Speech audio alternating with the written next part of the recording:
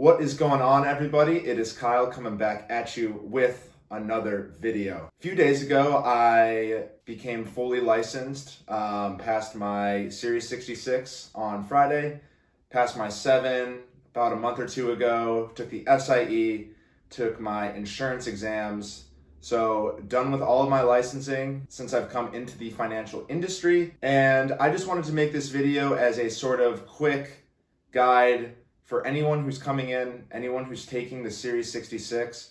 It is an exam that I had to take to become a registered investment advisor representative. That's sort of the title that it goes by. It's not something that you can put on, next to your name as an IAR or anything like that. But it is generally required if you're trying to get into the finance industry and solicit new business and giving advice and everything like that.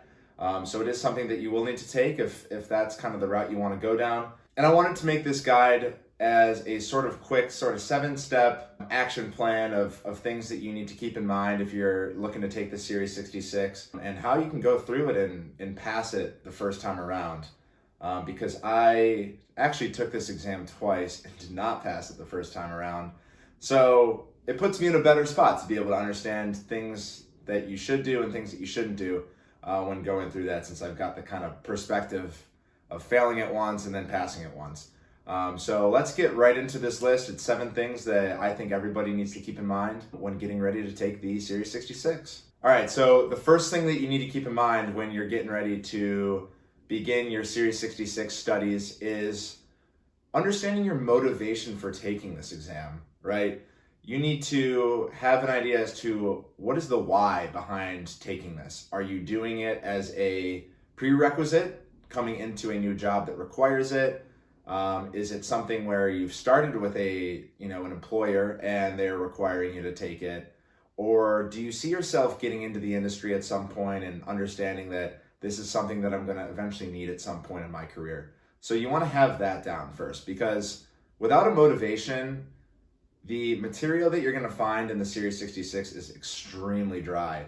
And you might find yourself thinking as you're going through the textbook or you're taking quizzes that, why am I doing this? Because you're going to read some of this stuff and be like, why would I ever need to know this? And that's how I felt going through it. Because it was required for me, obviously that's motivation in itself, but you get to times where you're just like, man, I just don't feel like I'm ever going to need to use this. So understanding the motivation as to why you're taking it is really important, because you're going to get those roadblocks where you just don't want to go on and you think that it's stupid to have to understand this material and take an exam on it. So understanding that motivation and the drive as to why you're doing it is going to be super important for your studies for the 66. Now, the next thing that you're going to want to keep in mind when you're getting ready to start studying for the 66 is the program that you choose.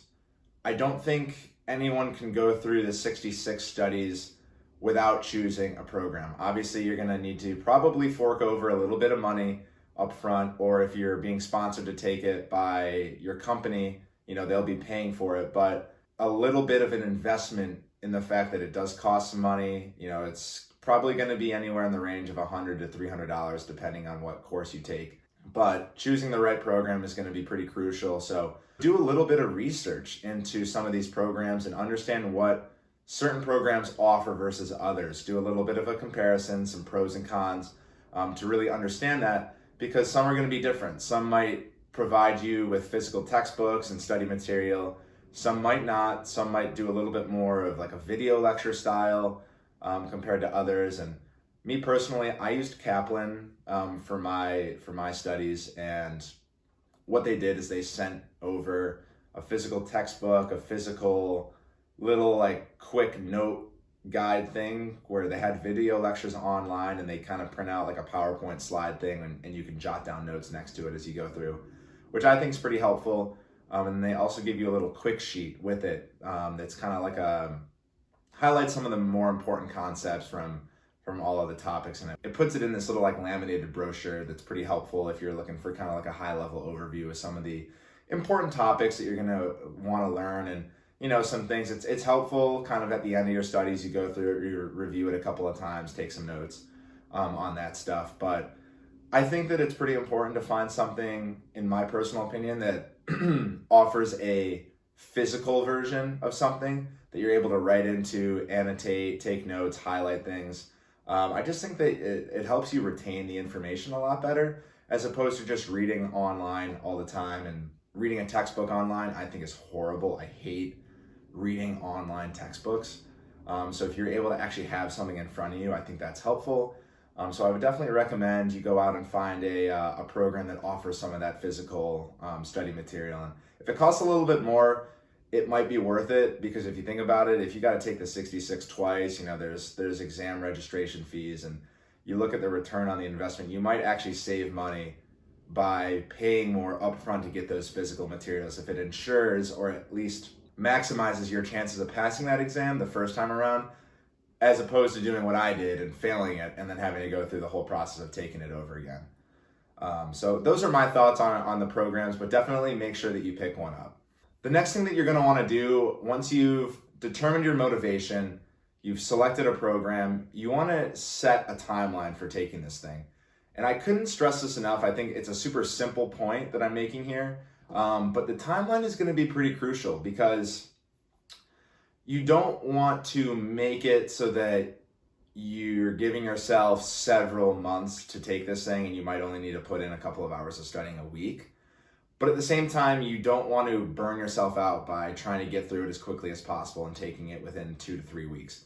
So I think kind of finding that balance, understanding what your timelines are for taking it. If there is a time limit, a constraint, your employer is giving you or something like that, obviously, okay, that's more firm. But if you're in the position where you don't necessarily need to get it done as quickly as possible, set something realistic for yourself. Understand what your life looks like outside of studying. Is it something where your employer is giving you study time during the day?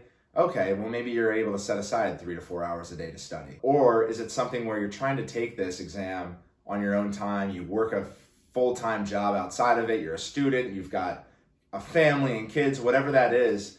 I think it's important to set aside at least a little bit of time each day, at least over the course of the week, so that you're at least getting in, I would say at the minimum, 45 minutes to an hour a day over the course of 5 days of the week, just to make sure that you're keeping the information relevant in your head and you're not sloughing off and forgetting things.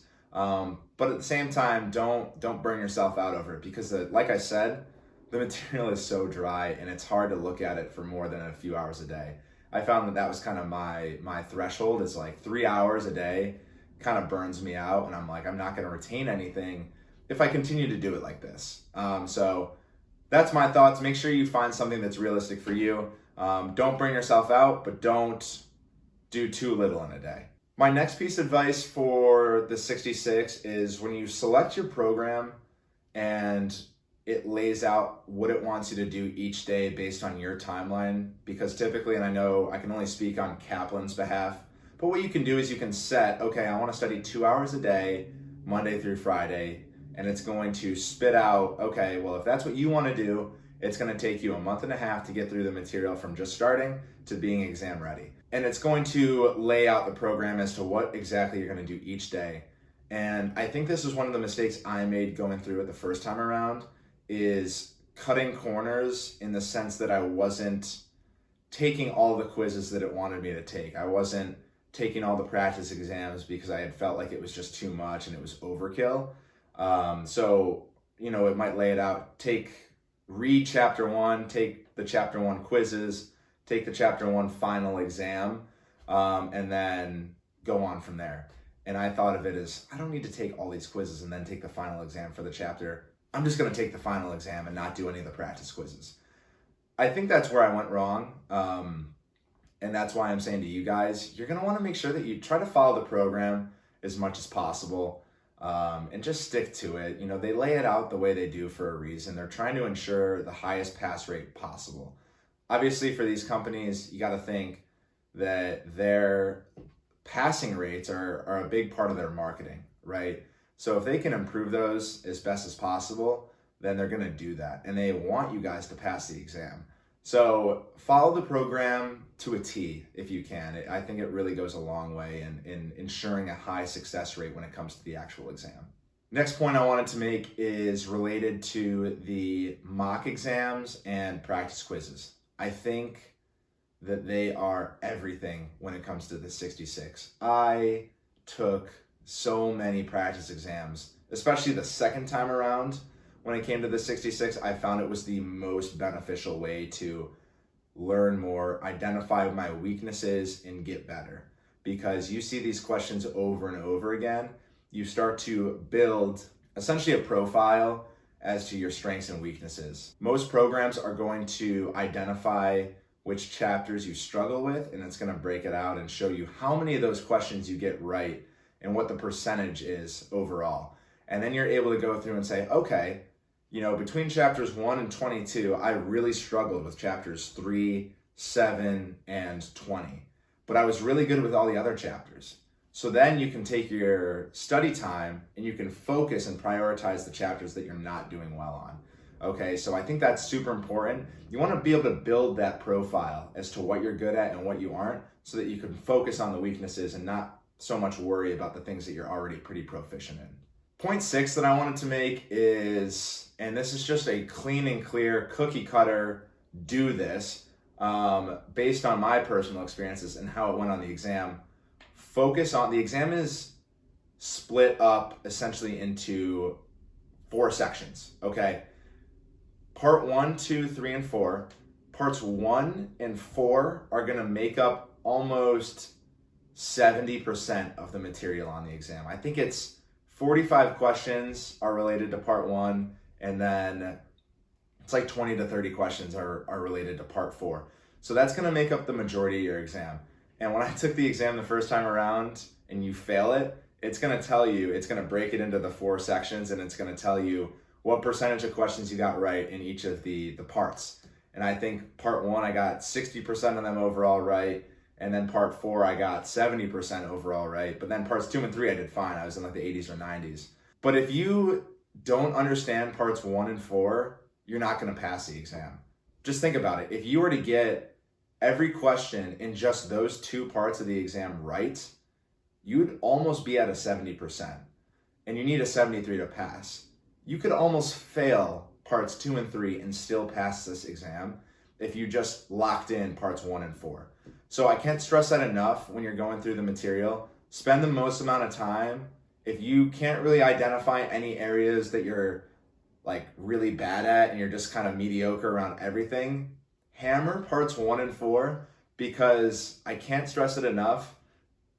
I felt like the whole exam was basically based off those, especially the second time I took it, since I had felt so much more comfortable with it by then. Parts 1 and 4, I'm telling you, it's like such a big part and it's so overlooked. Prioritize those. And my 7th and final point that I wanted to make, and I think it's super important because a lot of this becomes a mental game. Do not get hung up over one concept that you just can't understand. I can't stress it enough, because you go through the material, you're taking practice exams, you're taking practice quizzes, and there's like this one thing and you just cannot understand it. Let's say, internal rate of return, something that a lot of people struggle with on the exam. Something I struggled with too. And I was beating myself up over it, like, why can't I understand internal rate of return? It's driving me freaking crazy. I go into the exam, I might see one question on it. You need to keep that in the back of your head, because if you go into this exam and you're freaking out over, oh my God, I'm gonna see internal rate of return and it's gonna be everywhere and I don't understand it. You get this mental thing in your head that there's a topic I don't know. Wow, I know they're gonna test the crap out of it on the exam. It just doesn't work that way. You might see one question on internal rate of return and then you come out of the exam saying, why the heck did I just stress myself out over hours and hours of studying this just to not see it on the exam or see one question? It's simply not worth it. This exam becomes a mental game also. You go in and you might freak out over a couple of questions that you're not sure the answers to, but you just need to take the time, step back, regain your composure, and then enter back into the exam, because it really does become mental. And a lot of this stuff you might study for hours and hours and hours, but you're still not going to get 90s and 100% on this exam. It's not designed to be that way. It's designed to have intricacies and little details that are meant to trip you up. So don't take anything too seriously on it. Obviously, you want to make sure that you understand overall topic, like concepts, high level concepts, and you don't want to take a whole chapter and just slough it off as, oh, I'll probably only see 2 questions on the exam for this. You don't want to do that. But if it's little things, you don't understand internal rate of return or something like that, don't sweat it, because it's not going to be a big part of the exam. Just understand the overall concepts if you can't understand the little topics within them. And that's going to be it for me, guys, on this video. I think that the 66 is definitely a tougher exam. I was able to pass all the other ones first time around with not too much trouble. The 66 I struggled with. I know a lot of people do struggle with it. So if you're able to follow these steps, I don't have any doubt that you'll be able to pass it the first time around, or you'll have a significantly better chance of passing it. And that's what it's all about. Just ensuring that you have the best odds possible to get through it so that you don't have to take it a second time like me. Learn from my mistakes. Let me be the one that makes those mistakes so that you guys don't have to do it. But that's going to be it for me, you guys. I hope you enjoyed this video. Stick around for videos like this in the future. And if you enjoyed anything you saw, feel free to subscribe and like the video. And let me know your experiences with the 66 or any of the other FINRA exams or anything like that. Have you found that they're easy and you haven't really had too much of a difficulty? Have you struggled with any of them? I know a lot of people do. Let me know in the comments. I'm curious to hear from you guys and how your experiences have been with the exam so far. So that's going to be it for me. I'll see you guys in the next one. Peace out.